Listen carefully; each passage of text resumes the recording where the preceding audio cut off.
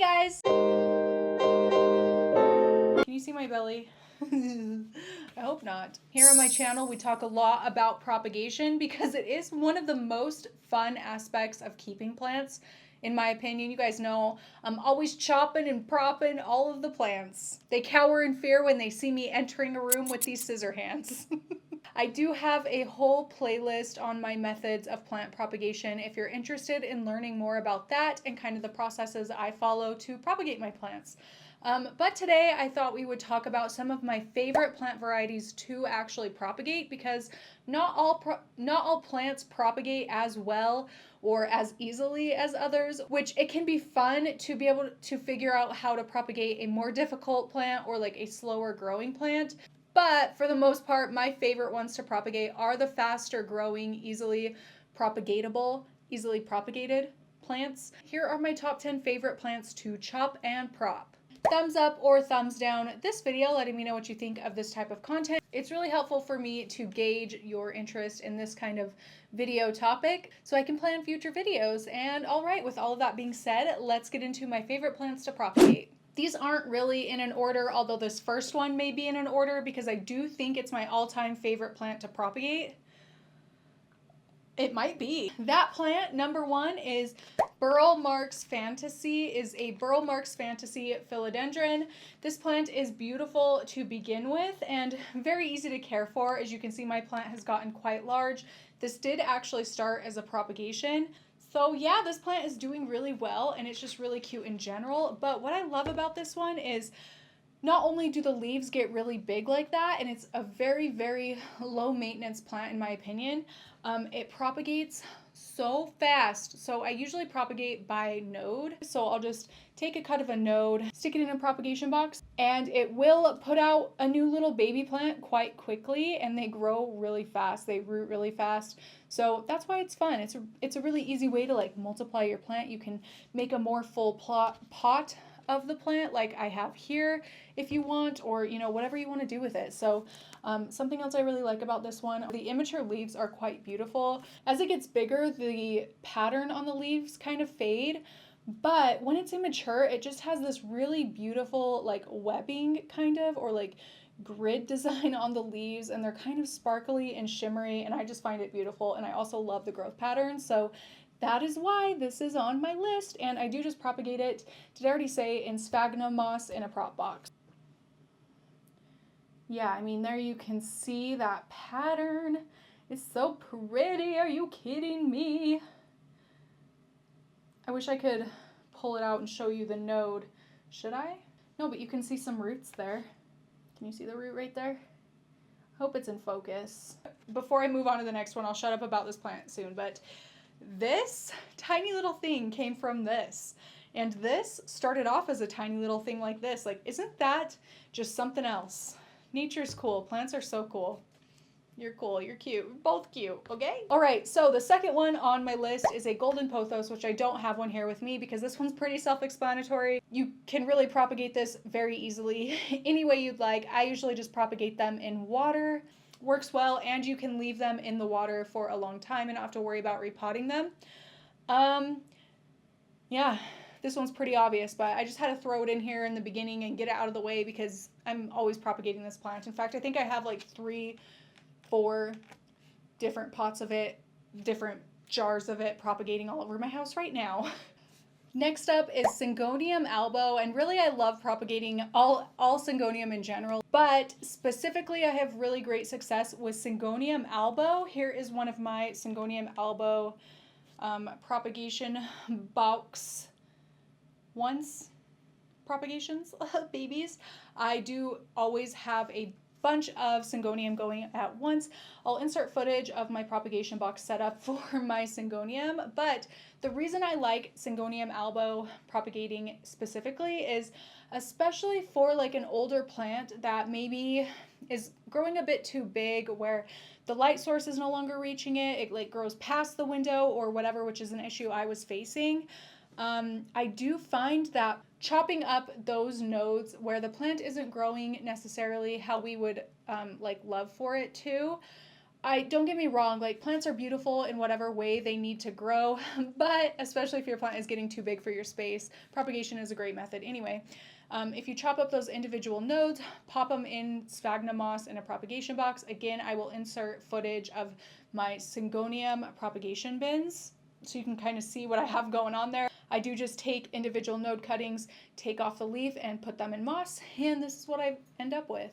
Like right there, do you see that root? I do find that propagating them this way, the coloration, the variegation does grow in so much nicer most often. Doesn't happen every single time, but more often than not, the variegation will come in a lot nicer. So yeah, the plant that this node was off of was growing to a point where it wasn't getting enough light anymore because it was, you know, too tall for the window.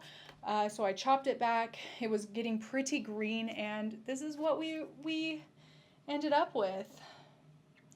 A very healthy, beautiful syngonium albo. And yeah, not only that, but they do propagate very, very quickly. They root fast. And from that point, it's just, they shoot off. So very, very easy to propagate. And you can also propagate them in water, although I do prefer moss. All right, so next up is actually a hoya, and it is a hoya species affinis Burtoniae.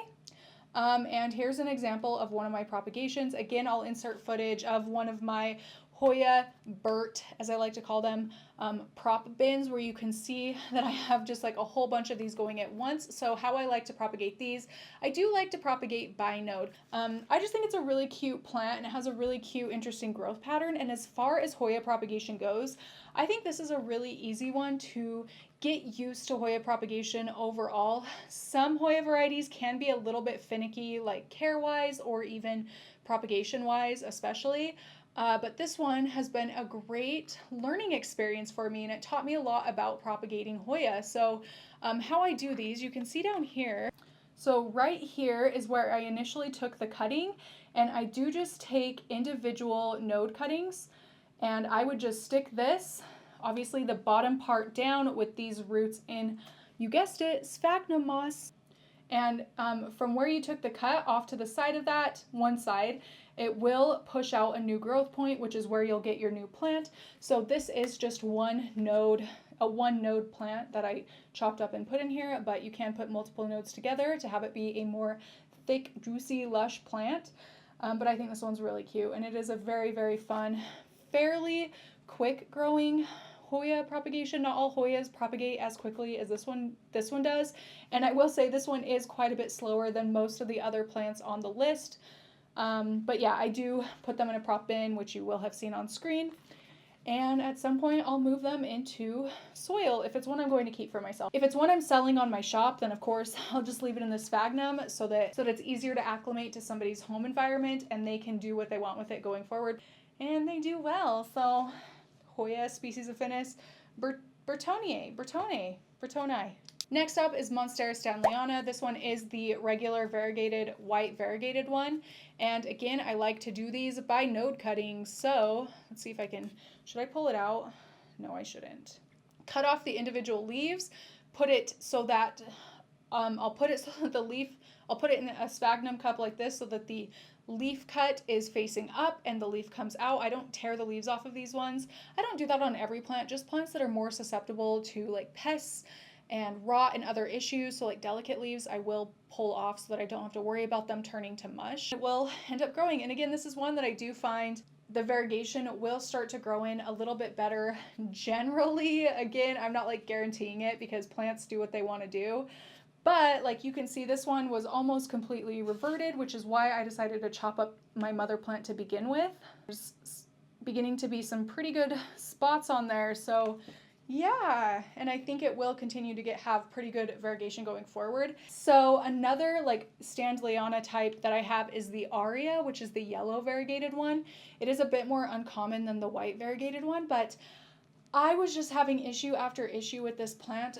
So I got to a point where I was like, you know what, I'm just gonna chop up these individual nodes. Like this plant is just going downhill fast. I don't know what was happening, but ever since doing that, not only have my propagations not only have the cuttings I've taken grown in really well, and I'm left with like a lot of plant props, like little baby plants like this that I can sell or swap or keep for myself, but the main plant that I decided to chop up that had been doing so poorly actually decided to activate 3 growth points at one time. So I'll insert it on screen now. That was really, really exciting and definitely made me feel so much better with my decision to chop this plant up. And yeah, it is another really fast rooter. They do well. They do really, really well, especially in sphagnum. All right, next up, we have another Hoya. So it is Hoya polyneura, which this is one of my favorite Hoya varieties overall, just because it's cool. For obvious reasons, this is called a fishtail Hoya. I love the texture and shape of the leaves. The growth pattern is really cute, and again, very easy to propagate. Oh yeah, you can see roots down there. I don't know if you can on screen, but in real life you can see them. They're just very small. Oh, there's one right there. They're kind of lime green, but it is definitely rooted, and it's starting to put out a new growth point. Anyway, once I do just cut like a set of leaves at the node, put the node in a sphagnum cup like this, and it'll form roots, and then once the roots are well formed, it'll start to push out a new growth point. Here is an example of that. So this is the set of leaves I put into the sphagnum. It has by now pushed out this new fresh growth point with 2 new leaves. So cute. So yeah, it is a pretty easy one, and it's just a fun one because it's very fast to propagate. Again, a lot of Hoyas are pretty slow. This one's fast, and it's really unique shaped, really unique patterned, textured. So that's why it's one of my favorites. You guys know I have a thing for like texture, right? Or like patterns. Did you know that? Because I do. Oh, I'm getting uncomfortable sitting like this. This tummy makes it hard. This tummy makes it hard to sit anywhere comfortably for too long, honestly. Oh, that's better. Next up, we have another syngonium. It's one I talk about way too much on my channel. Okay, no, maybe not way too much. Maybe you guys love it as much as I do. But it is syngonium bottick. I just propagate these the same way as the syngonium albo, and it's a fun one. This is actually even a faster propagator than the albo. They root so fast. You guys, I started this one less than a month ago. I wish I had the exact date, but look at the roots at the bottom of this cup. Can you see them right there? Or is it out of focus? So yeah, I mean, you can see it's a really fast one. This was done by node. There are 2 nodes in this single cup. The immature leaves are really beautiful and like shiny, and then as it gets bigger, the webbing even gets more pronounced and like more intricate, I guess is the word, but it's really fast. And again, I love propagating all syngonium, but the patterned ones like this especially are fun. I don't know why, they just are, in my opinion. Next up is actually probably the plant I've propagated the most. So this is actually an example of a plant that I chopped a vine off of my mother plant quite a while ago. I want to say maybe like 8 months ago. Propagated it, and I have by now potted up all of the little propagations I started into this single pot to make another like full plant, you know? Philodendron mikins, look at those roots. It's so happy, so much happier than my original plant is even. So yeah, that's one of the great things about propagation, about propagating a plant, like once you have it in your home environment, especially if it isn't doing well. Typically, if you propagate the plant, it does better because the baby plant grows up in the environment. So it's like used to that environment, you know, instead of like being used to one environment and then being brought into a home that is an entirely new environment. I don't know if that makes sense, but yeah, so I'm very happy with this, and this is just an example of what like your propagations can turn into. Even if you don't want to like sell your propagations or swap them or whatever, this is a great route to take. I love this plant.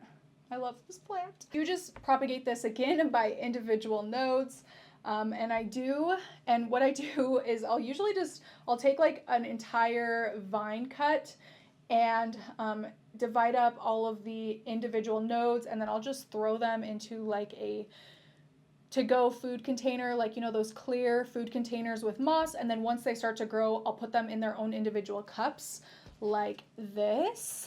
So this is what a baby mikins looks like. This is a single node baby mikins plant grown, you know, by like chopping just one of these off, and then I take off the big leaf and they grow into something like this. And then, of course, as it matures, it'll get the more red hue.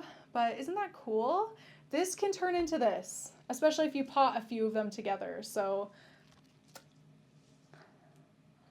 are you kidding me? Are you kidding me? We can turn our one plant into a lot of plants. So, yeah. The roots on the mikins aren't lime green. They're like white, so they really kind of blend in with the sphagnum moss, but they are there. It's doing the thing, growing really well. So yeah, I mean, even if you can get somebody to swap you like a single node of a wish list plant or whatever, you can grow a plant from that node. Isn't that wild? I should say, I had a video where I talked about plant propagations where I pulled off how I said that I like to cut the node and take off the main leaf. I had somebody very angry in my comment section, like, you YouTube people that talk about plants think you know it all, you're a scientist or something, and you're misleading people. But like, dude, this person was really mad that I was telling people to pull off that main leaf. You totally don't have to do that. In the video, I did mention that I like to do that because I have so many propagations going at once. So I do have a lot of plants to look after. And for me, taking off those mature leaves is just makes less for me to worry about. You know what I mean? Like, then I don't have to worry about like pests on the leaf. I just, just watch the node. Also, where I use propagation bins, and I can't check every single bin every single day, although I do check them every other day usually. It just helps make sure that like I'm not having to worry about the leaf melting and then like causing mold on my plant and that kind of a thing. So it really is just situational. You can pull off the leaf if you want to, leave it on if you want to. But yeah, that guy was really pissed that I mentioned that I pull off the leaf. So you can do whatever you want. Like I always state, I am but one opinion, one person on the internet. I'm not trying to force you to do anything the way I do it. I'm just sharing what I do and why. And maybe it's right, maybe it's wrong, but it works for me. So, okay. Anyway, moving onward. My next one are like the mother of plants. So there's the mother of millions and the mother of thousands kalanchoe plant. I know a lot of people don't really like keeping these in their house because they form the little babies along the leaf tips like this. I'll insert close-ups, of course. Both of them do, actually. All kalanchoe really do, but these two are my favorite in particular. Or no, this one is a donkey tail. This is a mother of millions. This is a donkey ear. What was I talking about? Donkey ear kalanchoe. Okay, anyway, they get the little babies along the outsides of the leaves and then they fall off and grow new plants, which be careful if you decide to get one of these because the babies, especially as the plant gets bigger, if it's like sitting next to other plants, the babies can fall off into those plants and then you'll end up with a mess when it comes time to repot that plant. They can take over very, very quickly. So be careful and space them out if you decide to keep these indoors next to other plants, okay? Just fair warning. But I think it's really fun, really unique. I think that is just so cool. So many babies. So yeah, kalanchoe. And then last up is a variegated monstera or like monstera albo. I don't have one down here, but I will show them I will show you some of the ones I have upstairs. I like propagating these single leaf node cuttings. I don't pull off the main leaf on these ones because I don't put them in propagation bins.